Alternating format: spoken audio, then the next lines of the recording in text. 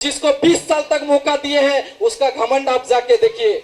उनका नीचे से लेकर ऊपर राजनीतिक काज करता था।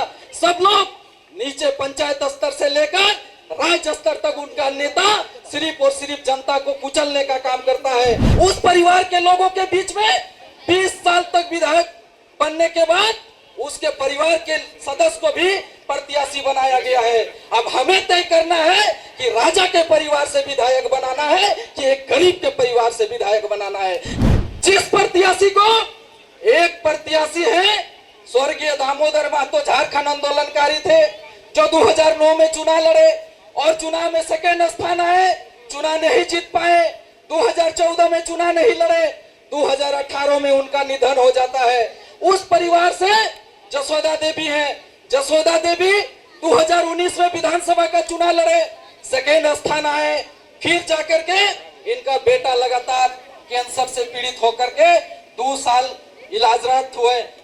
22 तक 2020 से लेकर 22 तक इनका बेटा कैंसर से पीड़ित होकर के तीसरा स्टेज में चला गया और अभी इस परिवार के जसोदा देवी को आज भाजपा ने प्रत्याशी बनाया है। उस परिवार के लोगों के बीच में 20 साल तक विधायक बनने के बाद उसके परिवार के सदस्य को भी प्रत्याशी बनाया गया है। अब हमें तय करना है कि राजा के परिवार से विधायक बनाना है कि एक गरीब के परिवार से विधायक बनाना है। गरीब परिवार से विधायक बनेगा तो गरीब का भला होगा और राजा के परिवार से विधायक बनेगा तो राजा लोगों का भला होगा। अगर आप चाहते हैं कि गांव में कोई भी किसी भी राजनीतिक दल का कार्यकर्ता पब्लिक को गाली नहीं देगा, कोई भी राजनीतिक दल का कार्यकर्ता दूसरे पार्टी के लोगों को धमकाएगा नहीं, कोई भी लोग दूसरे पार्टी को केस मुकदमा का धमकी नहीं देगा। अगर ये चीज चाहते हैं, बदलाव चाहते हैं तो आपको 1.5 साल के लिए जसोदा देवी को विधायक बनाना होगा और जिस दिन विधायक बनेगी जसोदा देवी उस दिन निश्चित तौर पे हमारा और आपका सपना पूरा होगा। कहावत में कहा गया है जिसको 20 साल तक मौका दिए हैं उसका घमंड आप जाके देखिए। उनका नीचे से लेकर ऊपर राजनीतिक काज करता था।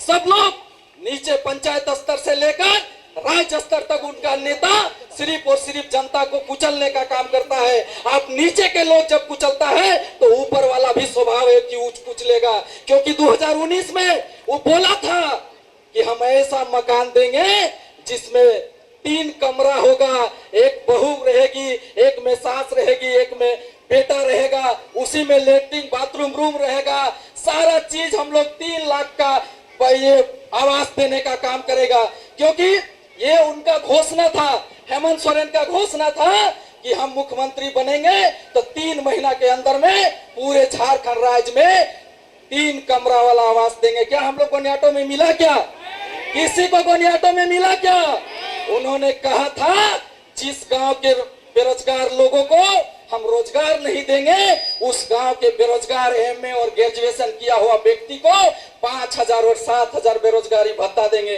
हम लोग गोनियाटो में किसी को मिला है क्या?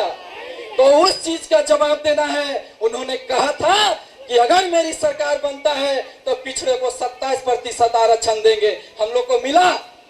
नहीं मिला। उन्होंने ये भी कहा था कि मेरी सरकार बनता है तो हम 1 साल में 5 लाख युवाओं को रोजगार देंगे। तो क्या 5 लाख युवा रोजगार कर रहा है?